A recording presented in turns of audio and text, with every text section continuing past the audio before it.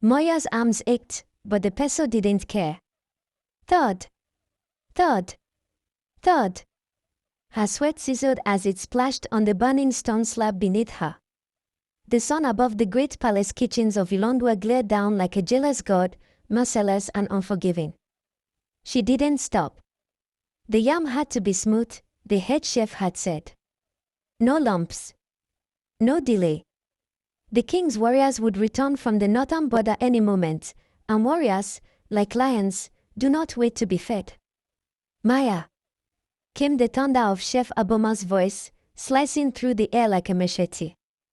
Are you grinding yam or chasing chickens? Pick up speed, lazy girl. If the pounded yam is not ready in 5 minutes, I will feed you to the vultures myself.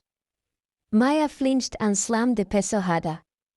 She was 16, barefoot, and coated in the powdered residue of yam and dust. Her hair, once braided by her late mother's skilled fingers, now hung like tired threads down her back. Her wrapper clung to her thin waist, soaked from the sweat of hours in the royal kitchen slave pit. Flies danced around her feet, attracted by the bits of food she was not allowed to eat. At a table nearby, richly dressed palace girls giggled and whispered, too clean to lift even a calabash, yet too idle to be silent. One of them, Tola, the daughter of a high priestess, pointed. She sweats like a pig. And yet she thinks she's a princess in disguise. Maybe if she scrubs the palace floor with her tears, her dead parents will return. Laughter. Maya kept her head down, lips tight, as the peso rose and fell. When the work ended, and the sun gave way to a purple dusk, she was given a single portion of watery broth and a piece of burnt yam. No salt. No meat. No kindness. She walked through the dusty back path of the kingdom, past the dye makers, the hunters' sheds, and the animal tethers, until she reached the edge of the servants' quarter, where her small mud hut stood crooked beside a dying baobab tree. Inside, the room was dark and silent. A broken mat. A bowl. Her mother's old wrapper folded carefully under a clay jar. She fell to her knees and let the food drop from her hands. Tears rolled down her cheeks, tracing the path sweat had already carved. Mama. Papa. She whispered, voice cracking. You died too early. I have nothing left. They treat me like ash. Like a shadow. Why did the gods take you away? The wind outside howled faintly, rustling the leaves of the baobab. The air turned cold. Her fingers brushed against the piece of old leather that served as her pillow. Something glimmered beneath it, a stone. Round, blue, and warm to the touch. She had found it years ago while gathering firewood, and it hummed sometimes when she was sad. She held it now and cried harder. Maya, she whispered to herself, you are alone. Just a kitchen rat in a palace of lions.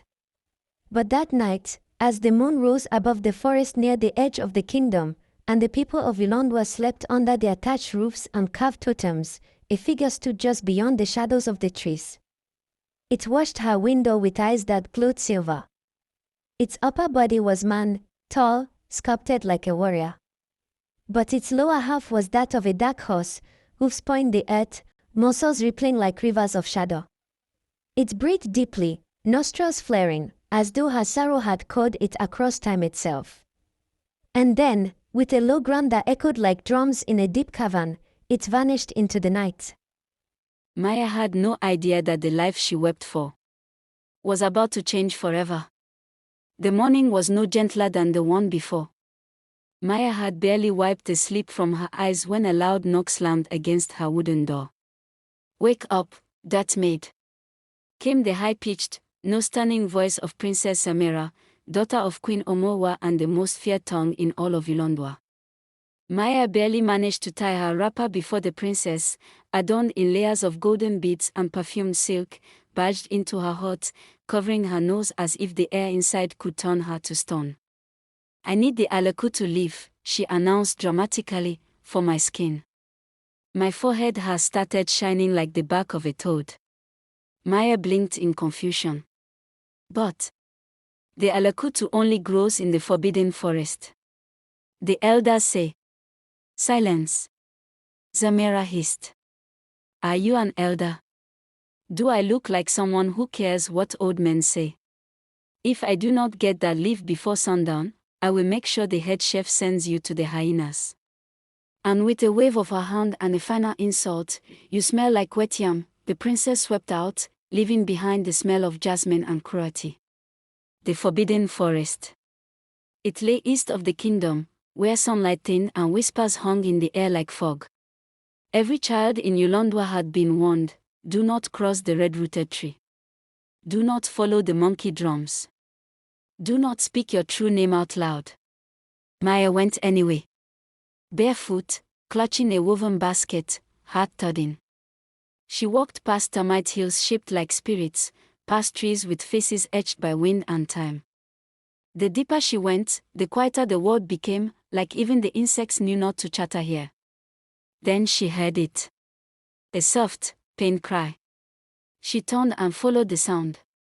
There, caught in a vine-woven trap beneath the great whispering tree, was a small creature, a boy, no older than 10, but his legs were hooves.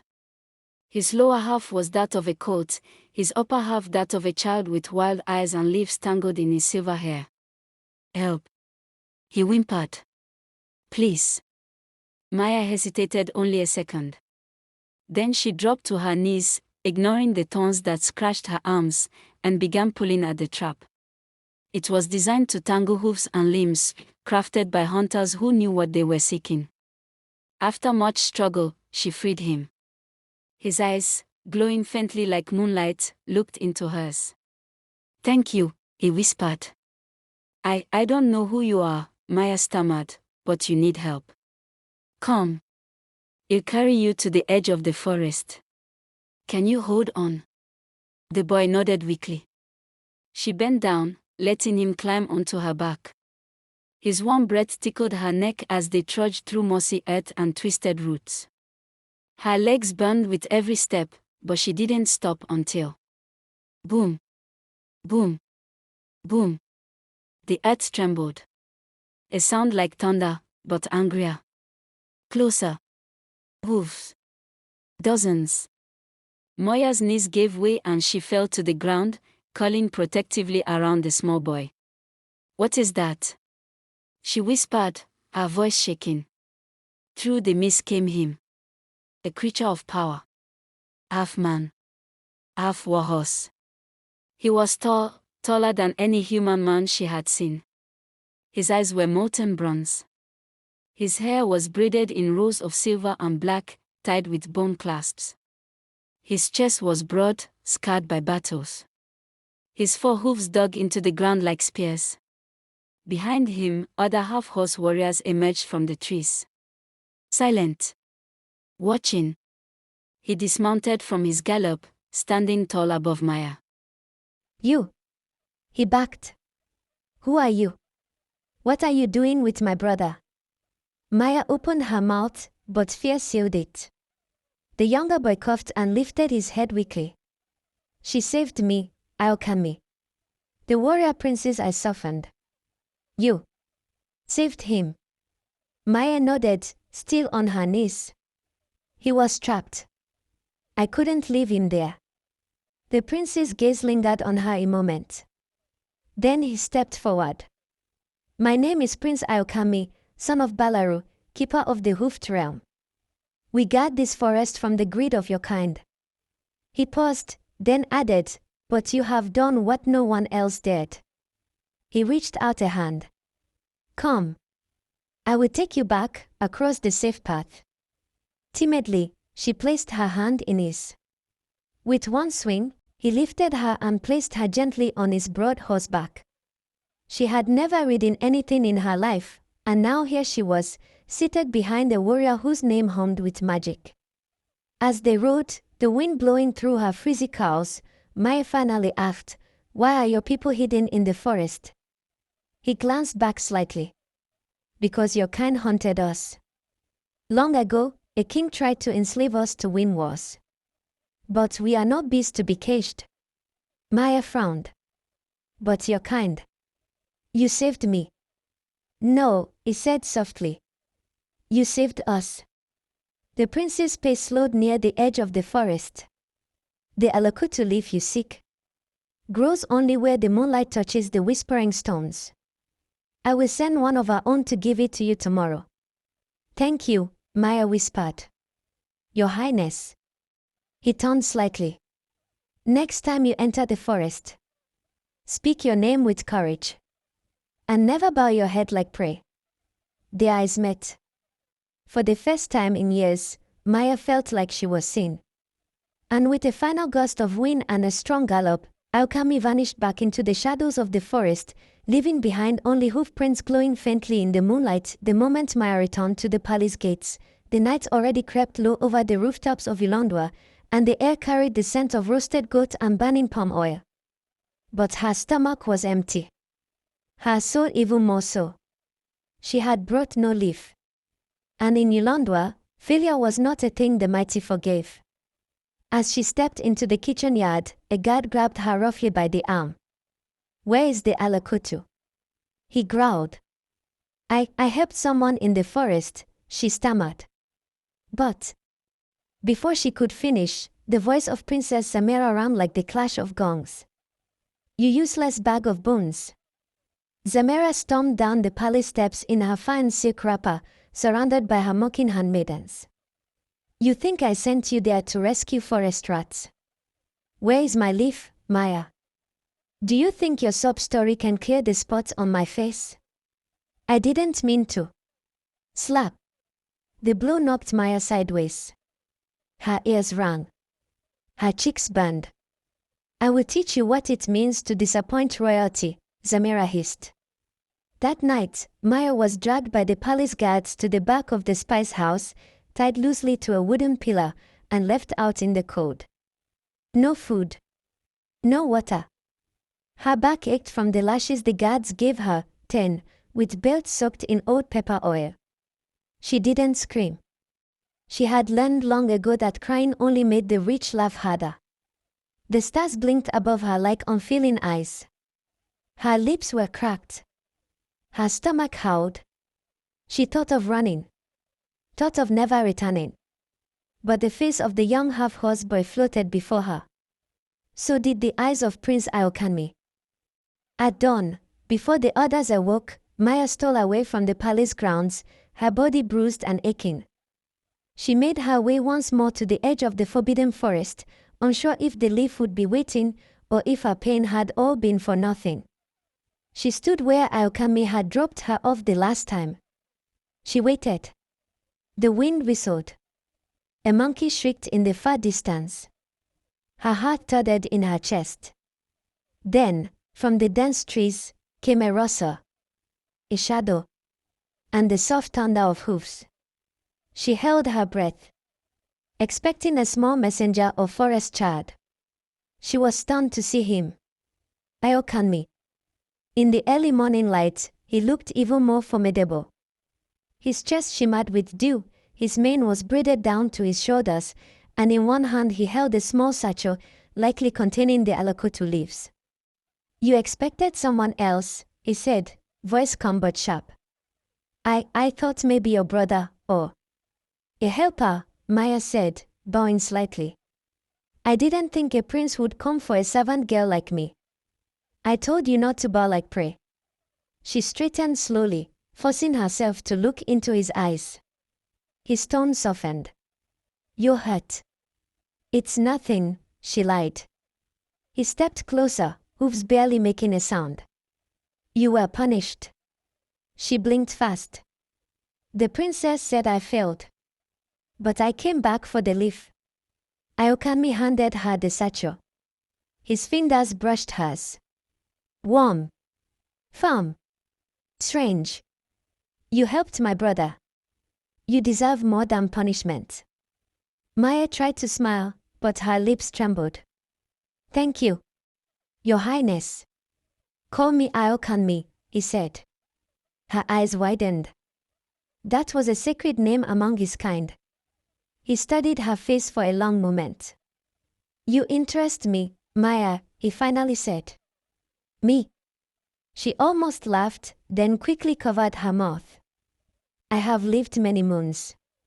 Seen humans at their worst, greedy, cruel, lying even with honey tongues.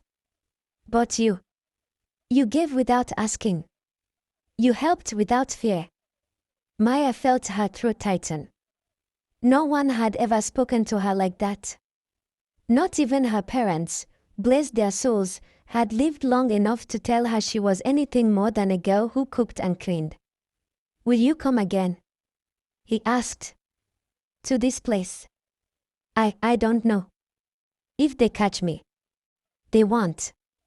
I will send a sign. She looked at him, unsure. What sign? He smiled faintly, and in that moment, despite the horse body and wild hair, Maya saw a gentleness hidden behind his warrior's pride. When you see 3 hummingbirds fly together across your window, come. No one will harm you here. He turned slowly. Ayokanmi. She called out, surprised by her own voice. He paused. I don't know what I am in your world. But thank you. For coming. For trusting me.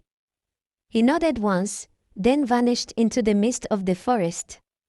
Maya clutched the satchel tightly to her chest as she made her way back to the palace, her body aching, but her heart alive in a way she had never known.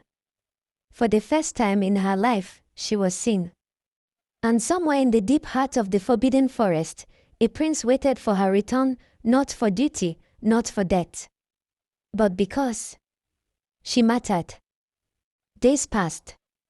Princess Zamera got her leaves, her cheeks glowed again like polished brass, and life in the palace returned to its usual cruelty.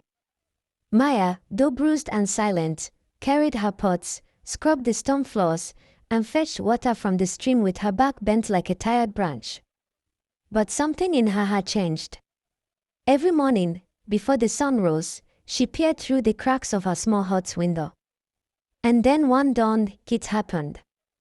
3 hummingbirds, tiny and green as emeralds, fluttered together across her window, their wings humming a song only her soul seemed to understand. Moya's breath caught. She waited until the world slumbered, then slipped away barefoot through the back trail, her wrapper tied tightly, her hair tucked under a scarf. Back to the forest. Back to him. Ayokami was waiting by the edge of the trees, beneath the same giant whispering tree, his horse body shining with dew and his hair tied back in silver threads. But he wasn't alone. There was a woven mat spread beneath him, and on it were boughs and leaves, strange, glistening fruits she had never seen. Blue melons, crimson dates, roasted root vegetables that smelled of honey and herbs. There was even boiled forest eggs, speckled and soft, sitting in a carved gourd. Her mouth watered. He saw the hunger in her eyes before she could hide it. Sit, Ayokami said, gently. Eat. You are not a servant here. Maya sat slowly, hesitantly. I don't deserve all this. Yes, you do, he said firmly. You've tasted pain more than many warriors I know. She picked up a blue melon and bit in. The juice burst in her mouth, sweet, cool, and unlike anything she had ever tasted. Her eyes widened. It's better than yam and soup. Ayokami laughed, a deep, rolling laugh that made birds take flight from the trees. He watched her eat, eyes soft. I've brought gifts too, he said once she slowed down. Things you can hide under your mat. Useful things. He reached into a woven basket beside him and pulled out a tiny calabash filled with greenish oil. This is balm from the shining trees, he explained. Rub it on your back. It will heal the lashes. She took it slowly, her fingers brushing his. Thank you, she whispered. And this. He handed her a small beaded necklace, made of stones that shimmered in shades of gold and sky. It's woven from river teeth. No one in your world wears this anymore. She looked at it as if it were made of magic. I can't take this, she said. You'll get into trouble. Then wear it only here, he said. Where you belong, even if the world says otherwise. Maya blushed, looking away. They sat for a while in silence, birds chirping above, fireflies beginning to glow even though the sun was still high. It was like the forest shifted itself just to protect their secret. Do you always stay in the forest? She asked after a while. Yes. The humans fear us. Some hunt us still. Others believe we're myths. I didn't, she said. Not anymore. He looked at her, quiet for a long bit. Then, you look stronger than before. I feel different, she said, almost shyly. Like someone finally sees me. I do, Aokami said. And I will keep seeing you. If you keep coming. She looked up at him, eyes wide and unsure. Why me? Because you're like water running through fire. You should have turned to ash. But you didn't. That kind of spirit doesn't go unnoticed in the forest. She smiled, wiping the last bit of melon juice from her chin. Maybe you're not as scary as people say. And maybe, he said, rising to his full height, towering and majestic, you're braver than you know. Before she left, he handed her a small pouch. When the moon is round again, sprinkle this powder in the air near your hot window. He'll come. Maya clutched it tightly. As she turned to leave, he said softly, Maya. Don't forget. You are not what they call you. You are more. She looked back and smiled. He'll be back, Aokami. And as she disappeared through the trees, the forest whispered her name like a song, and the prince of the hoofed realm stood watching, wondering how a palace servant had started to awaken something he never knew he could feel. Maya began to smile again. Not the cautious, forced smile she gave the palace guards or the kitchen maids. No, this was the kind of smile that started in the heart, rose to the eyes, and glowed like a lamp lit from within. Even when she pounded yam now, or fetched firewood, there was a lightness in her step. A quiet hum on her lips. She no longer stared blankly into her bowl of watery soup at night. Instead, she stared at the tiny pouch hidden under her mat. Waiting. Counting days. The bomb Aokami gave her healed the scars on her back. The necklace, though hidden away during the day, was sometimes worn at night, when she'd whisper to the stars about her secret prince in the forest. But joy is a strange thing in places ruled by pride. And no one in Yolondwa hated joy more than Princess Zamira. It began with small observations. Zamira was known to watch people not because she cared, but because she expected everyone to care about her.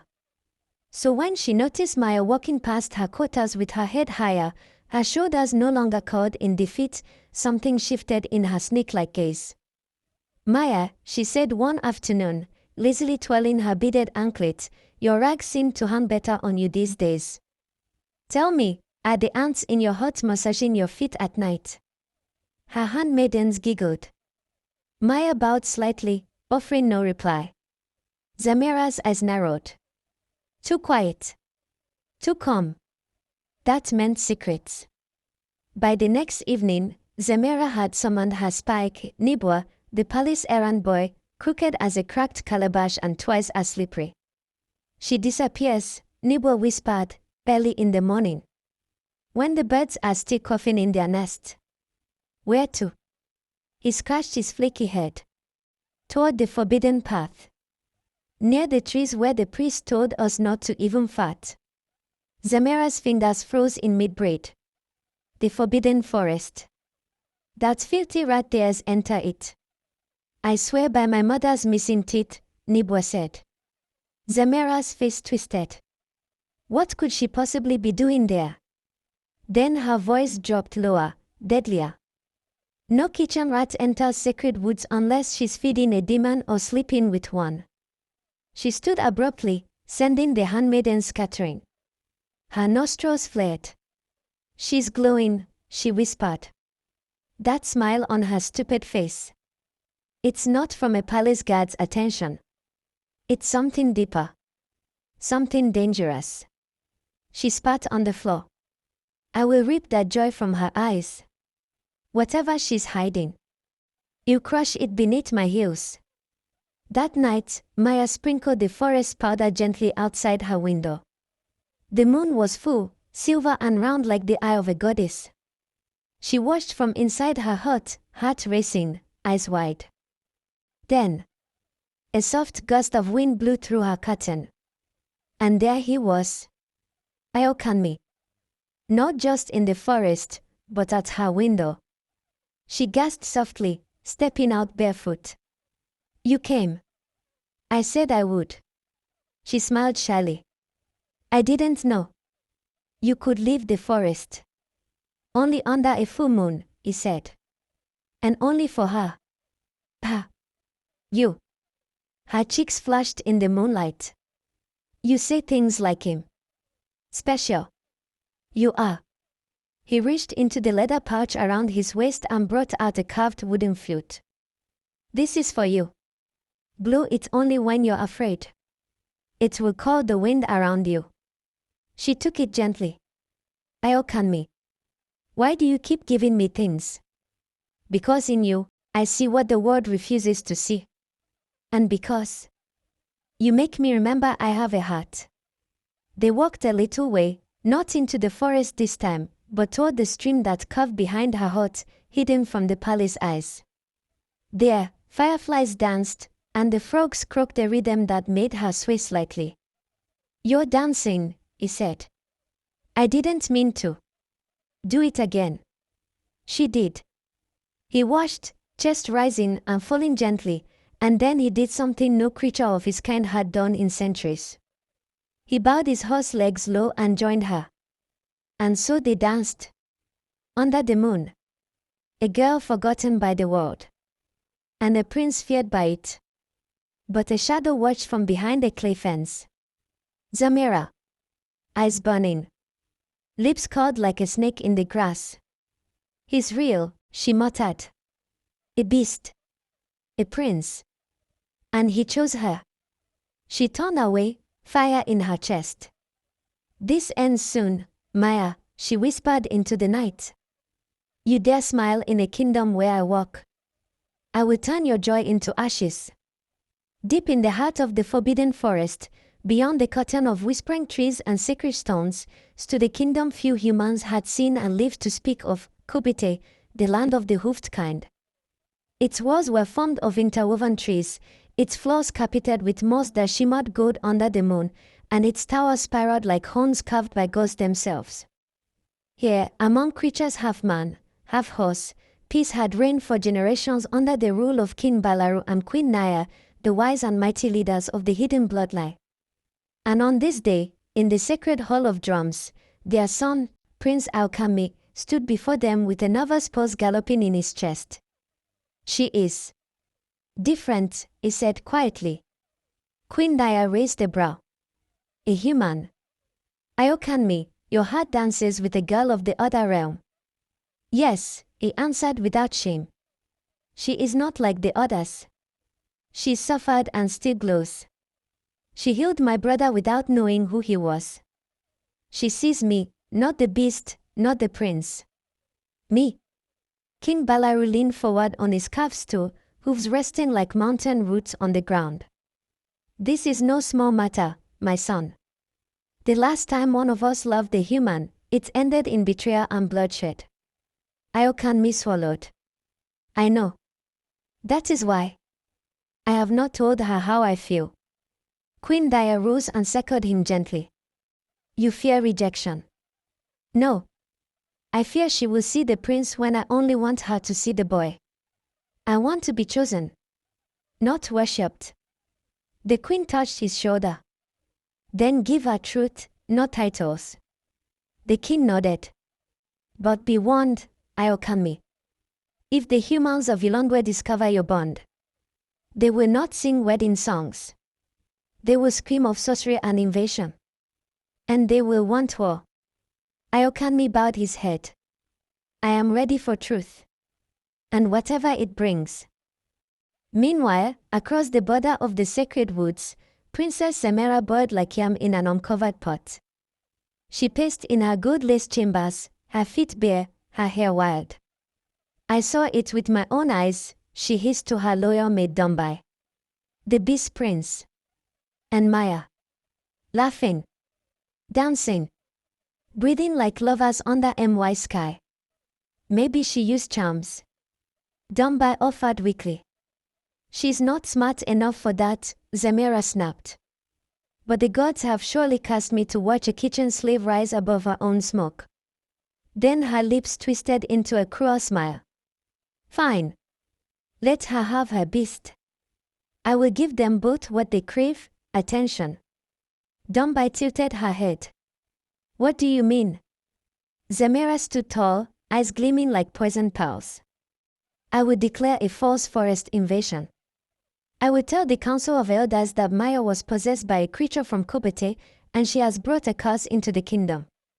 I will say I saw it with my own eyes, that the half-horse prince cast spells on our soil. But won't that cause a war? Zamira smiled. Yes. She turned toward her mirror and traced her reflection with a good painted finger. If I cannot have power over the forest, I will burn the bridge between us. And Maya's joy will fall with the first horn blown. That night, Maya waited near the stream, clutching the carved flute Aokami had given her. But he did not come. Instead, the forest was silent. A stillness that spoke of storms. She stared into the sky, wondering if she had done something wrong. Far away, in the forest kingdom, Aokami stood before the moonful pool, staring at the water that showed visions of the future. Her face shimmered there, smiling, shy. He touched his chest. How do I tell her? But the waters trembled. The reflection cracked. And in its place, he saw fire. Smoke. Humans with spears. Centaurs with bows. And in the middle of the war, Maya, screaming his name as the sky burned. Aokami fell back, heart racing. The future had changed. Something dark had been set in motion. And he knew, Princess Zamira had already struck her first blow. The courtyard of Yolandwa was filled with nobles, guards, elders, and curious whisperers who smelled drama like vultures smell death. At the center stood Princess Zamira, draped in royal red and gold, her voice shrill, loud enough to echo across the palace walls. I saw it with my own eyes, she declared, pointing toward the girl who knelt silently before the Council of Elders. A creature with the body of a horse and the face of a man. He bewitched her, lured her into the forbidden forest. She has been sneaking out for moons. Who knows what spells she's brought back with her? Gasps rippled through the crowd. She is possessed. Zamira shouted, twisting fake tears into her voice. Our yams have spoiled. Our river fish have floated belly up. The ground trembles at night. Can't you see? She's the cause. She brought the Beast Prince into our kingdom. The head of the elders, Baba Gamba, struck his staff on the ground 3 times. Enough, Princess Zamira. Let the accused speak. Maya tried to rise, but the 2 palace guards beside her pushed her back to her knees. Her eyes were swollen, her arms bruised from how she had been dragged from her hut before sunrise. I did not bring any curse, she said weakly. I found kindness. Not magic. Not war. Lies. Zamira shouted. You laid with a forest creature, didn't you? You danced with demons while our kingdom slept. Laughter and whispers mixed with fear among the watching crowd. Moya's heart thundered. Her hands trembled. She clutched her wrapper tightly. I did nothing wrong. He is not what you say. He is not a monster. And yet you met him in secret. Zamira spat. He never walked into Yolandwa, yet you let him touch our soil. Moya's voice faded. She remembered the night Aokami had come to her window. The flute. The stream. The fireflies. She had broken the rule. And now, everyone wanted her to burn for it. Baba Gamba turned to the council. This is dangerous. If the creatures of Kobite have returned to our lands, our history warns us, war follows. We must act swiftly. Zamera stepped forward, her voice now calm and commanding. I suggest we send a message to Kobite. A warning. If their prince ever returns, we will take it as a threat. The council murmured in agreement. And as for her, Zamera gestured sharply at Maya, she must be banished to the outer villages. Let her live among the ghosts she loves. No. Maya cried. Please, he is not the enemy. I was the one who entered the forest. Enough. Baba Gamba roared. The staff hit the ground one final time. Maya of the palace kitchens. You are hereby stripped of all privileges and titles. You shall leave Ilondwe by sunrise. If you return, your life will be forfeit. The guards dragged her to her feet as the crowd buzzed with fear, some clapping in support of the decision, others silently looking away. Far away, deep in the glowing forest of Kobite, Alkami stood at the edge of the sacred pool, eyes fixed on the storm clouds forming beyond the trees. His younger brother galloped to his side. They have accused her. The humans. The princess lies. I know, Alkami said quietly. She is being exiled. They say you bewitched her. Alkami closed his eyes. His hands clenched into fists. I should have never stepped into their world. She would die if you don't go. He turned sharply. And if I go, I bring war. You already love her, his brother whispered. Alkami's voice broke. And that is the curse. He turned to the elders of his realm and spoke with fire in his chest. Prepare the path. I will go for her. I will not let her suffer for my silence. But the humans have drawn a line, warned an old hoofed warrior. Then I will cross it, Alkami said. And if they choose war, they will learn what happens when love is haunted. And with that, the prince leapt over the sacred flame, hoofs thundering through the forest, heart pounding with fury and fear, riding not to conquer. But to protect the girl who had once saved him. The wind was violent that night. Leaves spun through the sky like angry spirits, and the trees of the forbidden forest groaned as Prince Alkami thundered across the border, his mane untied and whipping behind him like war flags. He had crossed the sacred line. The line drawn by betrayal, fear, and a jealous princess. He didn't care. He was going for her. Maya had barely taken her last step out of Ilondwe when she saw them, four masked guards, dressed not in the colors of the king, but in black, faceless armor. Their spears glinted under the pale moonlight. The same guards who had once protected the palace gates were now crouched like hunters. I didn't steal, Maya whispered as they blocked her path. I didn't poison the land. I only. Silence, one of them barked. By the command of Princess Zamera, the forest beast has declared himself a threat. You are his puppet. You are not to leave. But I've been banished, she said, clutching her wrapper. Dead is more useful than gone. The first guard raised his spear. Boom! The ground shook. The trees swayed violently. Then came the thundering hoofs. Ayokami burst through the tree line like a falling star, his eyes blazing, his chest soaked in sweat, his voice echoing like thunder. Touch her, and I will rip the sky from your heads. The guards turned. The beast. One of them threw a spear. Ayokami dodged, galloping at full force, but another spear caught him, piercing his side, just beneath the ribs. He roared, more in anger than pain, blood gushing down his flank. He crashed into the first two guards with the force of a boulder, sending them flying into a tree.